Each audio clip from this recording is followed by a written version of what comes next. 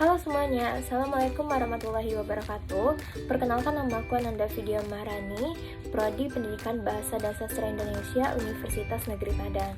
Nah, di sini kita akan membahas tentang materi wawancara di mata kuliah keterampilan berbicara.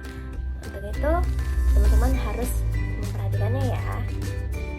Kita masuk kepada pengertian wawancara menurut para ahli. Yang pertama ada menurut Kartono.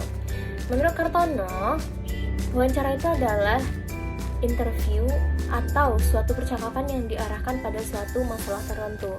Ini merupakan proses tanya jawab lisan di mana dua orang atau lebih berhadapan-hadapan secara fisik. Sedangkan menurut Bannister dan kawan-kawannya, wawancara itu adalah percakapan dan tanya jawab yang diarahkan untuk mencapai tujuan tertentu. Nah, di sini dapat kita simpulkan bahwa wawancara itu adalah tanya jawab antara pewawancara dengan yang diwawancara untuk meminta keterangan atau pendapat mengenai suatu hal. Selanjutnya kita masuk kepada jenis-jenis wawancara. Ditinjau dari segi pelaksanaannya, wawancara itu dibagi menjadi 3 jenis. Yang pertama itu wawancara bebas. Dalam wawancara bebas, pewawancara bebas menanyakan apa saja kepada responden. Namun harus diperhatikan juga bahwa pertanyaan itu berhubungan dengan data-data yang diinginkan. Jika tidak hati-hati, kadang-kadang arah pertanyaan itu tidak terkendali. Nah, yang kedua ada wawancara terpimpin. Dalam wawancara terpimpin, pewawancara sudah dibekali dengan daftar pertanyaan yang lengkap dan juga terperinci. Nah, yang ketiga ada wawancara bebas terpimpin.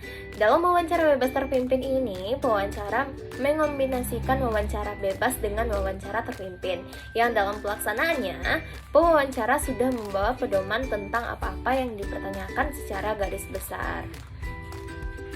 Selanjutnya kita masuk kepada jenis pertanyaan di dalam wawancara. Yang pertama ada pertanyaan terbuka. Maksud dari pertanyaan terbuka itu adalah pertanyaan yang menghendaki jawaban yang luas dan bebas. Luas dan bebas di sini maksudnya adalah kita dapat menentukan sendiri bagaimana bentuk jawaban dan sepanjang apa jawaban itu hendak diberikan. Biasanya dengan pertanyaan terbuka ini penjawab itu lebih santai dalam menjawabnya. Yang kedua ada pertanyaan hipotetik terbuka. Dalam hal ini, pertanyaan hipotetik terbuka hampir sama gayanya dengan pertanyaan terbuka, baik kelemahannya maupun kekuatannya. Namun yang membedakannya itu adalah struktur pertanyaan itu sendiri. Pada pertanyaan hipotetik terbuka, penanya dapat membuat pertanyaan lebih luas dengan memberikan beberapa keterangan untuk menyesuaikan dengan situasi wawancara. Nah, yang ketiga ada pertanyaan langsung.